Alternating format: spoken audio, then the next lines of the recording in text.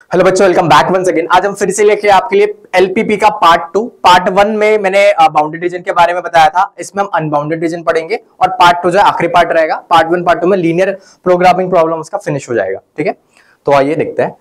अब सबसे पहले हमने बाउंडेड रीजन में क्या पढ़ा था कि बाउंडेड रीजन हम प्लॉट कैसे करते हैं, इनइक्वालिटीज को प्लॉट करते हैं। फिर उसमें फिजिबल रीजन क्या होता है वो भी मैंने आपको बता दिया था। जैसे फिजिबल रीजन मिलता है हम क्या पॉइंट कॉर्नर पॉइंट्स जो है पॉइंट आउट करते हैं कि कॉर्नर पॉइंट का टेबल बना लेते हैं, जेड की वैल्यूज में पुट करते हैं तो उससे मैक्सिमम या फिर मिनिमम वैल्यू मिल जाती है। ठीक है, लेकिन जब आप अनबाउंडेड रीजन देखोगे तो अनबाउंडेड रीजन क्या होता है ये आपको बहुत अच्छे से क्लियर हुआ होगा। ठीक है, जो कि क्लोज फिगर नहीं होता, ओपन फिगर होता है।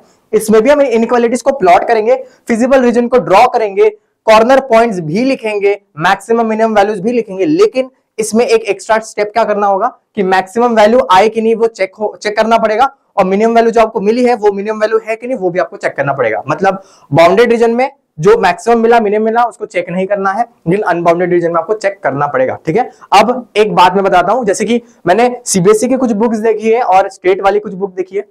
तो स्टेट बोर्ड में क्या है, ये चेकिंग वाला सिस्टम मुझे दिखाने, ठीक है, वो मिनिमम मैक्सिमम डायरेक्टली लिख लेते हैं। और सीबीएसई में कैसा है कि अनबाउंडेड रीजन में मैक्सिमम मिनिमम आई तो उसको चेक भी करना होता है। समझे क्या? अब मैंने कुछ क्वेश्चन देखे हैं, हो सकता है कि इंक्लूड हो या ना हो, बट मैं आपको ये मेथड पढ़ा दूंगा ताकि आपको 100% कंफर्मेशन मिल जाए कि अनबाउंडेड रीजन में वो मैक्सिमम वैल्यू है या फिर मिनिमम वैल्यू है कि नहीं। ठीक है, तो हम आगे बढ़ते हैं।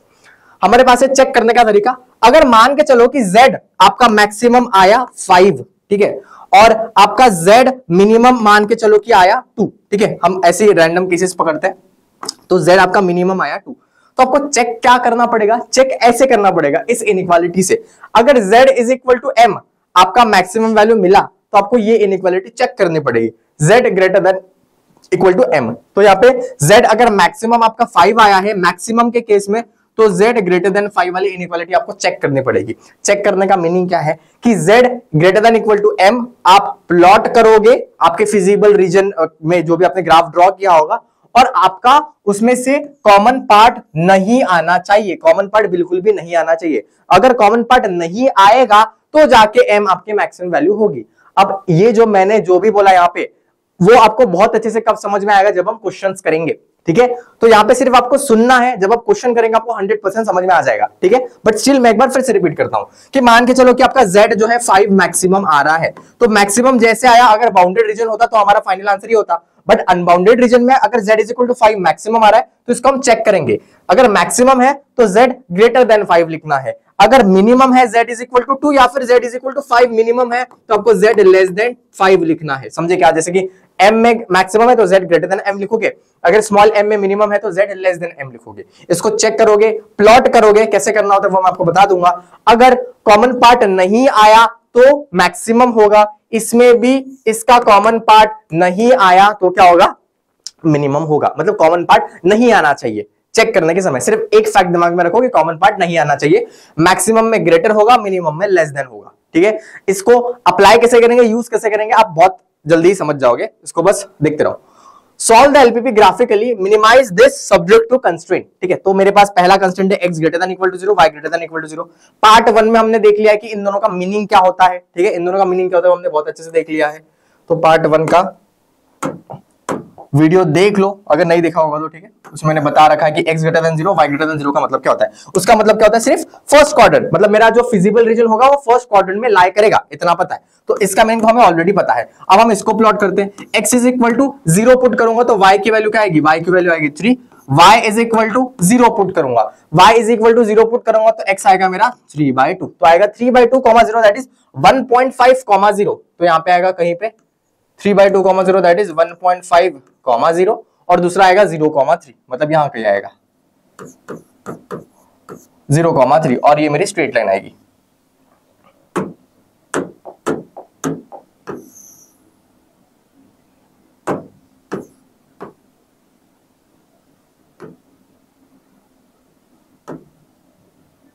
ओके, तो ये स्ट्रेट लाइन बन गई। उसके बाद दूसरी लाइन बनाते हैं इसके लिए। ठीक है, पहले हम ऐसे करते हैं ना, मैं इसका फिजिबल रीजन कौन सा होगा वो भी ड्रॉ कर लेता हूं। ठीक है ना, तो ये मेरा क्या है 2x plus y greater than equal to 3, 2x plus y greater than equal to 3 वाली लाइन है। अब चेक कैसे करेंगे? 0,0 पुट करेंगे। ये भी अगेन मैंने कहा एक्सप्लेन किया स्टेप बाय स्टेप, आपको बहुत अच्छे से पार्ट 1 में एक्सप्लेन कर दिया है मैंने।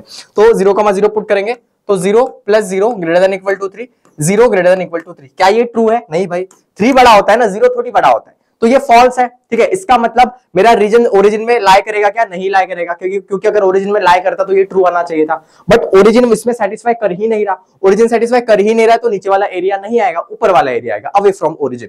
ठीक है, तो इसका फिजिबल रीजन ये हो सकता है, इस लाइन के लिए फिजिबल रीजन ऊपर वाला है।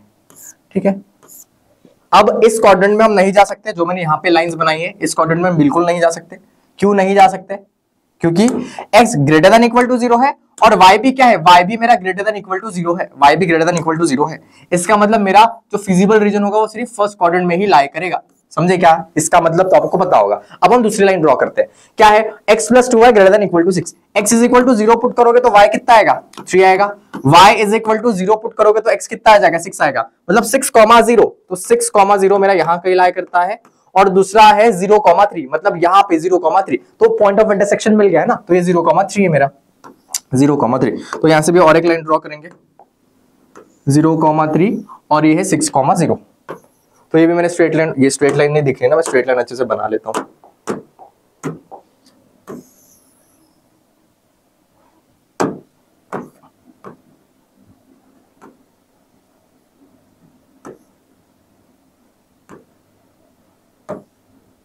ओके, तो हो जाएगा 6,0 और ये हो जाएगा 0,3। अब इनइक्वालिटी प्लॉट करते हैं। x plus 2y greater than equal to 6, x plus 2y greater than equal to 6। Origin satisfy करवा के देखते हैं। 0 plus 0 greater than equal to 6, 0 greater than equal to 6। क्या ये ट्रू है? नहीं, 6 बड़ा होता है ना 0 से, तो ओरिजिन जो है इसके एरिया में सेटिस्फाई नहीं करेगा, मतलब अवे फ्रॉम ओरिजिन आएगा। अवे फ्रॉम ओरिजिन मतलब ये वाले ग्रीन लाइन के भी ऊपर रीजन मेरा लाई करेगा। समझे क्या? तो मेरा फिजिबल रीजन कौन सा हो जाएगा? फिजिबल रीजन मेरा वो हो जाएगा जो येलो और ग्रीन लाइन दोनों में है, येलो और ग्रीन लाइन दोनों में है। इसका मतलब मेरा फिजिबल रीजन ये हो जाएगा। मैं डार्क थोड़ा थिक करता हूं तो आपको दिख जाएगा। ठीक है, ध्यान से देखो। तो मेरा shaded region, final feasible region कौन सा हो जाएगा? ये वाला, इसके ऊपर वाला और इसके ऊपर वाला, मतलब ये जो पूरा होगा वो मेरा फिजिबल रीजन होगा। अब मुझे ध्यान से देख के ऑब्जर्व करके बताओ, क्या ये बाउंडेड है क्या अनबाउंडेड है? बाउंडेड का मतलब क्लोज, अनबाउंडेड मतलब क्लोज है ही नहीं भाई। यहां से क्लोज है लेकिन यहां से तो पूरा ओपन है ना, मतलब इनफाइनाइट जा रहा है एरिया। तो ये कौन सा क्वेश्चन हुआ? अनबाउंडेड रीजन का क्वेश्चन हुआ। ठीक है, अब अनबाउंडेड रीजन है तो इसमें हमें क्या पता होना चाहिए? अनबाउंडेड रीजन तो आ गया, वो तो ठीक है, लेकिन हमें कॉर्नर पॉइंट्स भी पता होने चाहिए। कॉर्नर पॉइंट्स कहां से देखेंगे? कहां पे लाई करता है? वो सिर्फ फिजिबल रीजन जहां है उसी पे कॉर्नर पॉइंट लाई करेगा। ठीक है, तो कॉर्नर पॉइंट ये नहीं होगा। कॉर्नर पॉइंट कहां लाई करता है? जहां पे फिजिबल रीजन है। तो फिजिबल रीजन जहां है वहीं के कॉर्नर पॉइंट चाहिए। तो पहला कॉर्नर पॉइंट क्या है मेरा? 0,3। दूसरा कॉर्नर पॉइंट क्या है? 6,0। तो मुझे सिर्फ दो कॉर्नर पॉइंट्स मिले हैं, 0,3 एंड 6,0। ये भी इनफाइनाइट में आ जाएगा, इनफाइनाइट में आ जा रहा है, तो दो कॉर्नर पॉइंट्स मुझे मिल गए। तो आगे बढ़ते हैं। अब मेरे पास कॉर्नर पॉइंट्स मिले थे 0,3 एंड 6,0। अब जो कॉर्नर पॉइंट्स है वो हम कहां पुट करेंगे? वो हम z में पुट करेंगे। और z इज इक्वल टू हमें क्या दे रखा है? z इज इक्वल टू हमें दे रखा है x प्लस 2y, और उसको मिनिमाइज करना है, x प्लस 2y। तो z दे रखा है x प्लस 2y। तो 0,3 इसमें पुट करेंगे, x इज इक्वल टू 0, 2 3 6 आता है, 6,0 इधर पुट करेंगे तो 6 प्लस 0 6 आ जाएगा। ठीक है, बट मैंने बोला था कि इसमें भी मिनिमम आ रहा है, इसमें भी मिनिमम आ रहा है। मैंने क्या बोला था? अनबाउंडेड रीजन में हमें चेक करना पड़ेगा, तभी जाके हमें पता चलेगा कि भाई ये मिनिमम है करके। ठीक है, तो हम इसमें चेक करेंगे। ठीक है, चेक कैसे करेंगे? मैंने बोला था कि अगर मिनिमम है तो z क्या आना चाहिए? z मेरा लेस देन 6 आना चाहिए। मैंने बोला था अगर कैपिटल M में मैक्सिमम है तो z greater then capital M आएगा, अगर z स्मॉल m में मिनिमम है तो z लेस देन m आएगा। और हमारा गोल क्या रहना चाहिए कि वो जो है कॉमन पार्ट नहीं आना चाहिए। अगर कॉमन पार्ट नहीं आया तो मिनिमम होगा या फिर मैक्सिमम होगा। ठीक है, तो हम आगे बढ़ते हैं।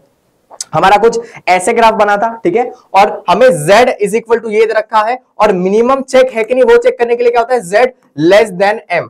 z लेस देन m की वैल्यू क्या आई थी हमारी? m की वैल्यू आई थी 6, क्योंकि इसमें भी मिनिमम है और इसमें भी मिनिमम है। चेक करते हैं कि मिनिमम आता है कि नहीं, z लेस देन 6।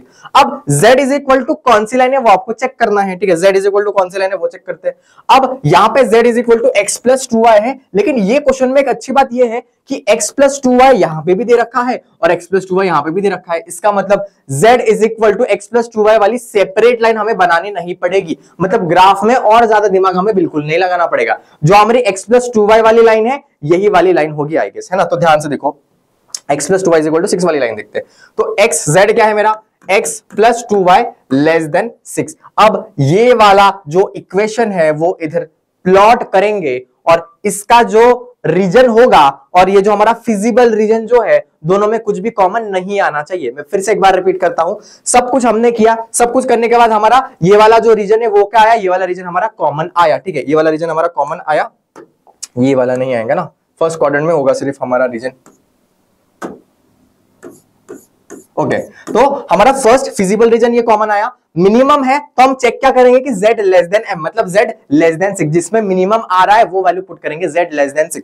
z की वैल्यू है x plus 2y less than 6। अब इसको यहां प्लॉट करते हैं। ठीक है, x इज इक्वल टू 0 में y इज इक्वल टू 6 दे रहा है, y इज इक्वल टू 0 में x इज इक्वल टू 6 दे रहा है, sorry x is equal to 0 में y 3 दे रहा है। ठीक है ना, तो 0,3 और 6,0, 0,3 और 6,0, मतलब यही वाली लाइन मुझे सेम मिलेगी। ठीक है, यही मेरा क्या है, ये मेरा z है। तो x plus 2y less than 6, x plus 2y greater than equal to 6 के लिए ऊपर वाला एरिया है, तो x plus 2y less than 6 के लिए नीचे वाला एरिया रहेगा। ये लॉजिकल है, लेकिन हम मेथड से चलते हैं। ठीक है, तो x plus 2y less than equal to 6 origin उसमें पुट करके देखते हैं। ओरिजिन हो जाएगा 0 प्लस 0 लेस देन 6, तो क्या आएगा 0 इज लेस देन 6। तो क्या ये ओरिजिन को सेटिस्फाई करता है? बिल्कुल सेटिस्फाई करता है, क्योंकि 6 इज ग्रेटर देन 0, ट्रू है भाई, तो ओरिजिन के लिए सेटिस्फाई करता है। इसका मतलब क्या कि ये जो z वाली लाइन है हमारी, ये z वाली लाइन है, इसके नीचे वाला एरिया जो है हमारा आएगा, किसके लिए आएगा, इसके लिए, z इज लेस देन 6, तो इसके नीचे वाला एरिया आएगा।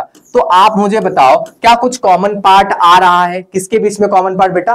फिजिबल रीजन के बीच में जो हमारा फाइनल वाला रीजन था, और इसके बीच में z लेस देन 6। तो z लेस देन 6 का एरिया क्या है, नीचे वाला है, और हमारा फिजिबल रीजन क्या है, ऊपर वाला है। दोनों में कॉमन पार्ट नहीं आ रहा है, कॉमन पार्ट नहीं आ रहा है मतलब z इज इक्वल टू 6 में मिनिमम रहेगा, z की मिनिमम वैल्यू 6 रहेगी।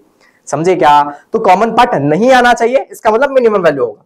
Therefore, minimum value of z is 6 at 6। But ये 2 पॉइंट्स में आता है ना, मिनिमम वैल्यू तो 6 है, लेकिन कितने पॉइंट्स में आते हैं वो भी चेक करना पड़ेगा। तो भाई 6 0,3 में भी आता है और 6 6,0 में भी आता है। और मैंने एक बहुत अच्छी बात पार्ट 1 में बताई थी, हमने बाउंड्री रीजन का क्वेश्चन किया था, जब भी मिनिमम वैल्यू या फिर मैक्सिमम वैल्यू 2 पॉइंट में आती है, इसका मतलब क्या, 2 पॉइंट को जब हम जोड़ेंगे तो उसमें एक लाइन लाई करेगी, तो वो सारे लाइंस में जितने भी पॉइंट लाई करेंगे यहां से लेके यहां तक, सारे इसमें सेटिस्फाई करने वाला है, सारे इसमें मिनिमम वैल्यूज आएगी। तो इसमें क्या लिखेंगे, minimum value of z is 6 and minimum value occurs at line joining the points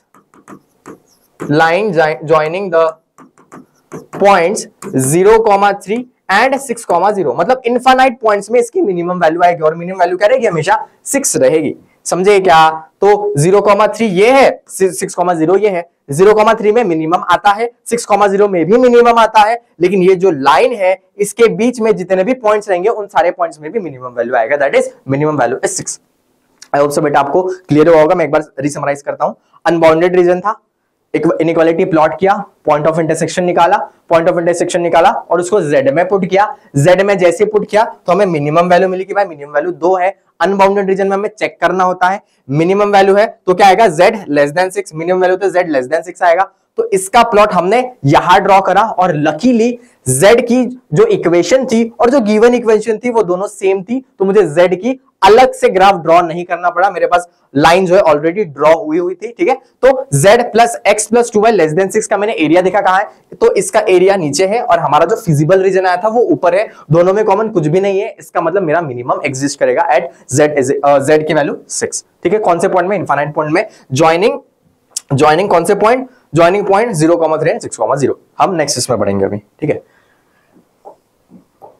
okay, next question, solve the LPP graphically, maximize z is equal to minus x plus 2y subject to constraint. ठीक है, तो ये LPP है, ये मुझे maximise करना है subject to constraint. ठीक है, अब मैंने यहाँ पे ग्राफ ऑलरेडी ड्रॉ कर लिया है। ठीक है, क्योंकि आपने स्ट्रेट लाइन वाला जो लेक्चर इसमें सीरीज होगा वो अगर पूरा देख लिया होगा ना, तो स्ट्रेट लाइन को प्लॉट कैसे करते हैं, स्ट्रेट लाइन का पॉइंट ऑफ इंटरसेक्शन कैसे निकालते हैं, ये 11th का बहुत ही ज्यादा बेसिक है स्ट्रेट लाइन का, वो मैंने उसमें लेक्चर भी बना रखा है। तो आपको ये बेसिक चीज तो आना चाहिए कि लाइन कैसे प्लॉट करे और पॉइंट ऑफ इंटरसेक्शन कैसे निकाले। रही बात इनइक्वालिटीज की, मैं वो यहाँ पे फिर से बताने वाला हूं, तो ध्यान से ऑब्जर्व करो। ठीक है, अब x is greater than equal to 3, तो x इज इक्वल टू 3, मैंने यहाँ पे लाइन ड्रॉ करी, बट मुझे ग्रेटर देन इक्वल टू 3 चाहिए, मतलब x की ऐसी वैल्यू जो 3 से बड़ी हो, 3 से बड़ी हो, तो 3 से बड़ी वैल्यू तो भाई राइट हैंड साइड लाई करेगी, तो राइट हैंड साइड वाला एरिया आएगा मेरा, इस लाइन का राइट हैंड साइड वाला एरिया आएगा, तो राइट हैंड साइड वाला एरिया आएगा। और फिर आगे देखते हैं कौन सा लाइन और कौन सा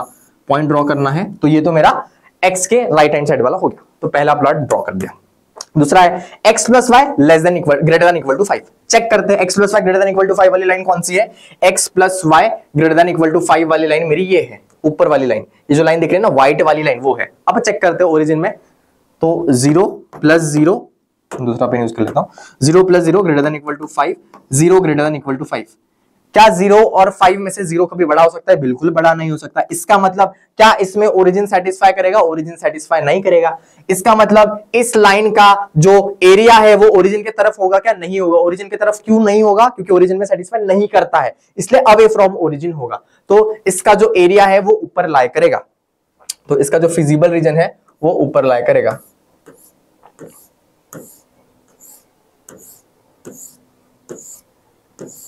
तो इसका जो फिजिबल रीजन है वो ऊपर लाई करेगा। अब आगे देखते हैं, ठीक है। x plus 2y greater than equal to 6, x plus 2y greater than equal to 6 green वाली लाइन है, ग्रीन वाली लाइन है, ठीक है। अब x is equal to 0 put करते हैं इसमें, x इज इक्वल टू 0 और y इज इक्वल टू 0, तो 0 plus 0 greater than equal to 6, 0 greater than equal to 6, ठीक है। तो क्या ये सेटिस्फाई करता है, ओरिजिन में सेटिस्फाई नहीं करता है, ओरिजिन में सेटिस्फाई नहीं करता है, मतलब अवे फ्रॉम ओरिजिन हमें प्लॉट करना पड़ेगा। तो मेरा ये ग्रीन वाला ग्राफ है, ठीक है, ग्रीन वाली लाइन है, तो ओरिजिन में सेटिस्फाई नहीं करता है, मतलब ओरिजिन की तरफ हमारा ग्राफ लाए नहीं करेगा, तो जो हमारा शेडेड रीजन है वो कहां लाए करेगा, ओरिजिन के अवे, ठीक है। तो ग्रीन रीजन मेरा ये हो जाएगा। अब कॉमन पार्ट ध्यान से देखो, ठीक है ना, कौन सा आएगा, ठीक है। अब मेरा कौन सा पार्ट है, y greater than equal to 0, y greater than 0, y greater than equal to 0 का मतलब y इज इक्वल टू 0 वाली लाइन कौन सी है, y is equal to 0 line ये है, और y greater than equal to 0 मतलब y मुझे पॉजिटिव चाहिए, और पॉजिटिव कहां होता है, ऊपर के साइड पॉजिटिव होता है, मतलब इसके पूरा ऊपर वाला एरिया, इसके पूरा ऊपर वाला एरिया, समझे ना। तो इसके पूरा ऊपर वाला एरिया जो है वो लाई करेगा, ये वाला पूरे ऊपर वाला एरिया, ठीक है। अब हम देखते हैं कि भाई पॉइंट ऑफ इंटरसेक्शन मेरा कहां पे और मेरा फिजिबल रीजन कौन सा आ रहा है, ठीक है ना। ध्यान से देखो, मैं शेडेड रीजन इससे करने वाला हूं, ओके। तो यहां से स्टार्ट करते हैं। फिजिबल रीजन में मेरा ये वाला आएगा, ये वाला पार्ट आएगा, ठीक है। उसके बाद ये वाला पार्ट भी आएगा, मतलब ये वाली लाइन भी आएगी, यहां तक आ जाएगी, क्योंकि यहां पे जो है मेरे सारे एरियाज आ रहे हैं। उसके बाद मैं और आगे बढ़ूंगा, तो क्या मैं ये वाला पार्ट इंक्लूड करूंगा कि नहीं करूंगा, ये पार्ट इंक्लूड नहीं करूंगा, क्योंकि अगर आप ध्यान से देखोगे तो इस वाले जो पार्ट में जो है, ये वाला पार्ट अगर मैं जूम इन करूं, ठीक है, ये पार्ट में, ये वाले पार्ट में जो है व्हाइट वाला पार्ट है ही नहीं, तो व्हाइट वाला पार्ट मेरा ऊपर है, व्हाइट वाला पार्ट ऊपर है, ठीक है, व्हाइट वाला पार्ट इसके ऊपर है, ग्रीन वाला भी ऊपर है और ऑरेंज वाला भी ऊपर है। और अगर नीचे जाएंगे तो यहाँ पे ऑरेंज और ग्रीन है, व्हाइट वाला पार्ट नहीं है, इसका मतलब इसके ऊपर वाला एरिया हमारा होने वाला है, ओके। तो इसको ऊपर वाला एरिया होगा, यहां से जाएगा, अभी यहां से जाएगा, जाएगा, जाएगा, यहां तक रुक जाएगा। क्यों रुक जाएगा, क्योंकि भाई इसमें अभी हमारे पास दो रास्ते, एक तो ये वाला, एक तो ये वाला, दोनों में से कौन सा करेंगे, ऑब्वियसली राइट हैंड साइड करेंगे, क्योंकि हमें ऑरेंज का राइट हैंड साइड चाहिए। तो इस वाले रीजन में ऑरेंज भी है, व्हाइट भी है और ग्रीन भी है, लेकिन अगर मैं पीछे देखूं तो मेरे पास ऑरेंज नहीं है, इसका मतलब मेरा एरिया ऐसे जाएगा, समझे क्या। तो ये वाला मेरा पूरा फिजिबल रीजन आ जाएगा, तो ये पूरा मेरा फिजिबल रीजन होगा, समझे। तो ये बाउंडेड है कि अनबाउंडेड है, again this is unbounded. Unbounded है तो क्या फाइंड आउट करेंगे भाई, point of intersection find out करेंगे। पॉइंट ऑफ इंटरसेक्शन कौन कौन से मेरे पास, पहला तो है 3,2, दूसरा है 4,1, तीसरा है 6,0। कॉर्नर पॉइंट्स हमेशा ये वाला कॉर्नर पॉइंट नहीं है, ये वाला कॉर्नर पॉइंट नहीं है, ये वाला कॉर्नर पॉइंट नहीं है। कॉर्नर पॉइंट कहां चेक करना है, फिजिबल रीजन के कॉर्नर पॉइंट चेक करना है। फिजिबल रीजन ये है तो फिजिबल रीजन के कॉर्नर पॉइंट चेक करो कि कहां लाई करेगा, समझे। तो ये है 3,2, 4,1 एंड 6,0, तो हमारे कॉर्नर पॉइंट बिल्कुल करेक्ट आए हैं। और इसका मैंने अच्छा ग्राफ यहाँ पे भी बना रखा है, तो टेंशन नहीं लेना है, ठीक है। यहाँ पे मैंने अच्छा सा ग्राफ बना रखा है, वो मैंने एक्सप्लेनेशन के लिए रखा था। तो आइए हम देखते हैं। अब हम कॉर्नर पॉइंट्स प्लॉट करेंगे, 6,0, 4,1, 3,2, ये हम कहां लाई करवाएंगे, जेड में लाई करवाएंगे, ठीक है। तो जेड में सेटिस्फाई करवाएंगे, मतलब तो z हमारा क्या है, z जो है वो हमारा -3x + 4y है। 6,0 इसमें पुट करेंगे तो z की वैल्यू आती है -6, 4,1 इसमें पुट करेंगे तो -2 आता है, 3,2 इसमें पुट करेंगे तो 1 आता है। अब हमें मैक्सिमाइज करना था। अगर बाउंडेड रीजन का क्वेश्चन होता तो z is equal to 1 maximum है भाई, हम खुश हो गए। लेकिन ये अनबाउंडेड रीजन का है, तो क्या करेंगे, मैक्सिमम 1 में आता है कि नहीं वो चेक करेंगे। तो चेक कैसे करते हैं, बट 1 मे और may not be the maximum value, क्योंकि मैक्सिमम वैल्यू हो भी सकते नहीं भी हो सकते, हमें चेक करना पड़ेगा। चेक कैसे करेंगे, z ग्रेटर देन 1, मैक्सिमम में तो बिगर आएगा और अगर मिनिमम है तो लेस वाला आएगा, ठीक है। तो z ग्रेटर देन 1 का हमें ग्राफ बनाना पड़ेगा। तो z ग्रेटर देन 1, अगर मैक्सिमम है तो z ग्रेटर देन 1 चेक करेंगे। लेकिन अगर मान के चलो सपोज कि मिनिमम अगर 1 आता तो हम क्या चेक करते भाई, z लेस देन 1 चेक करते। बट हमारा मैक्सिमम वाला केस है तो हम ये वाला लेंगे, मैक्सिमम 1 है तो z ग्रेटर देन 1 करेंगे। ग्राफ में प्लॉट करना पड़ेगा, कॉमन पार्ट नहीं आएगा तो मैक्सिमम होगा, लेकिन अगर थोड़ा सा भी कॉमन पार्ट आ गया तो मैक्सिमम वैल्यू एग्जिस्ट ही नहीं करेगा, समझे। तो चेक करते हैं, क्या है मेरे पास, z ग्रेटर देन 1 चेक करना है। z की वैल्यू क्या है, -x + 2y ग्रेटर देन 1। अब पिछले क्वेश्चन में हम बहुत ज्यादा लकी थे कि हमें इसका ग्राफ अपने आप ड्रॉ करके मिल गया था, लेकिन अभी इसका ग्राफ यहां पे है ही नहीं, समझे। तो इसका ड्रॉ करना पड़ेगा। x is equal to 0 put करोगे तो y कितना आएगा, y आएगा मेरा 1/2। y is equal to 0 put करोगे तो x आएगा -1। ये मैंने ऐसे प्लॉट किया, ठीक है ना, -x + 2y is equal to 1 आप लिख सकते हो लाइन प्लॉट करने के लिए, मतलब सिर्फ लाइन प्लॉट करने के लिए, ठीक है। x is equal to 0 put करोगे तो y कितना आएगा 1/2 और y is equal to 0 put करोगे तो x कितना आएगा -1, ठीक है। तो 0,5, तो 0,5 मेरा कुछ यहां ला करेगा 0,5 और दूसरा पॉइंट कौन सा है -1,0, तो ये कुछ यहां ला करेगा -1,0। तो हम ये एक लाइन बना देते हैं डार्क वाली, तो मेरी लाइन कुछ ऐसी जाएगी, ये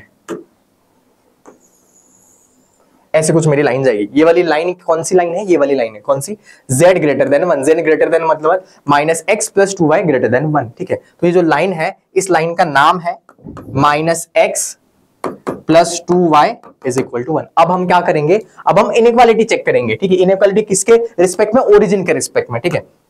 तो इसको अगर देखें ध्यान से तो ओरिजिन नीचे है और यहाँ पे ओरिजिन नहीं है, तो ये ओरिजिन है, ठीक है ना। ओरिजिन में चेक करते सेटिस्फाई करता है कि नहीं। तो मेरा इनइक्वेशन क्या है, -x + 2y greater then 1, 0 + 0 greater then 1, 0 greater then 1। क्या ये ट्रू है कि फॉल्स है, भाई फॉल्स है। इसका मतलब ओरिजिन सेटिस्फाई करेगा कि नहीं करेगा, ओरिजिन सेटिस्फाई नहीं करता है। ओरिजिन सेटिस्फाई अगर करता तो मेरा रीजन कौन सा होता, नीचे वाला, मतलब ओरिजिन के तरफ। अगर ओरिजिन सेटिस्फाई नहीं करता तो अवे फ्रॉम ओरिजिन होगा। अवे फ्रॉम ओरिजिन है तो मुझे कौन सा ग्राफ मुझे शेड करना पड़ेगा, ओरिजिन के अवे वाला ग्राफ शेड करना पड़ेगा। मतलब इसके सारे जो भी ऊपर वाले होंगे पूरा रीजन मुझे शेड करना पड़ेगा। अब बहुत ध्यान से देखो, फिजिबल रीजन हमारा व्हाइट वाला है और जो z ग्रेटर देन 1 वाला रीजन कौन सा है, पिंक वाला है। तो पिंक और व्हाइट में कॉमन पार्ट आ रहा है, अगर कॉमन पार्ट नहीं आता तो मेरा मैक्सिमम वैल्यू एग्जिस्ट करता। लेकिन z ग्रेटर देन 1 और जो मेरा फिजिबल रीजन है उसमें कॉमन पार्ट कुछ ना कुछ आ रहा है, इसका मतलब इस क्वेश्चन के लिए मैक्सिमम वैल्यू बिल्कुल भी एग्जिस्ट नहीं करेगा। तो देयरफॉर आप लिखोगे z maximum value of z does not exist, maximum value does not exist, समझे क्या, ठीक है। तो बाउंडेड रीजन और अनबाउंडेड रीजन में इतना ही फर्क है, ठीक है। अनबाउंडेड रीजन में आपको चेक करना होता है, बाउंडेड रीजन में कोई भी चेक करने की जरूरत नहीं, बिल्कुल टेंशन ही नहीं उसमें, समझे। और भी कुछ टाइप के सवाल बचे हैं, एक सिर्फ 2 टाइप के देख के जाओ, ठीक है ना, इसको स्किप मत करो, ये बहुत ज्यादा इंपॉर्टेंट है और इससे अलग आपको कोई सवाल नहीं मिलेंगे एग्जाम में। तो देखो क्या है, solve the LPP maximize this, तो इसको मैक्सिमाइज करना है, ठीक है। मैक्सिमाइज करते हैं तो पहला मेरा इक्वेशन है y greater than equal to 0, y greater than equal to 0 बचपन से सीख लिया है कि y इज इक्वल टू 0 वाली लाइन ये है, y is equal to 0 line ये है, तो इसके ऊपर वाला एरिया जो है वो मेरा फिजिबल रीजन रहेगा y ग्रेटर देन 0 का मतलब, ठीक है। इसको प्लॉट करते हैं, x - y less than equal to 1, x is equal to 0 put करेंगे तो y कितना आएगा 1 और y is equal to 0 put करेंगे तो x कितना आएगा -1, मतलब -1,0 और 0,1, -1,0 यहां लाई करेगा और 0,1 को यहां लाई करेगा,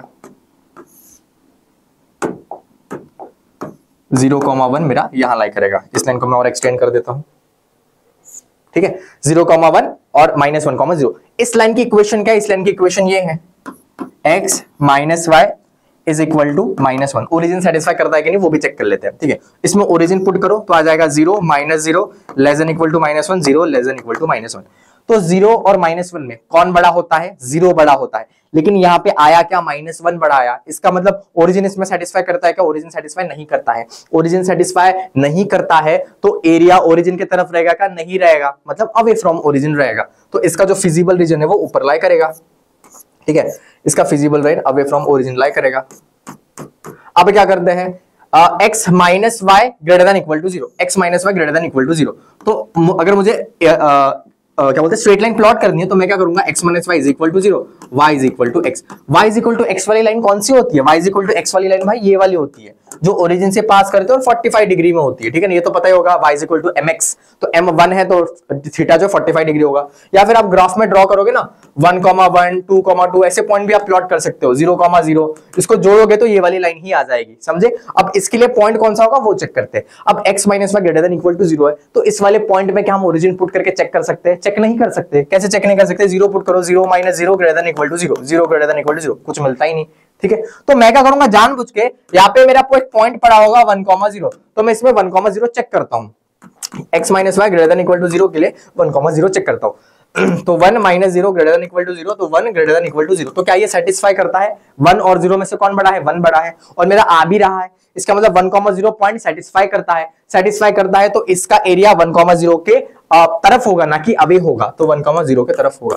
अब आप मुझे बताओ कि जब भी आपको मैक्सिमाइज करना होता है तो आपको फिजिबल रीजन निकालना होता है, तो क्या इसमें फिजिबल रीजन आ रहा है, फिजिबल रीजन ही नहीं आ रहा है, फिजिबल रीजन आएगा ही नहीं, तो क्या हम इसको मैक्सिमाइज कर पाएंगे, नहीं मैक्सिमाइज कर पाएंगे। मतलब हम लिखेंगे therefore maximum value of z does not exist, maximum value of z does not exist,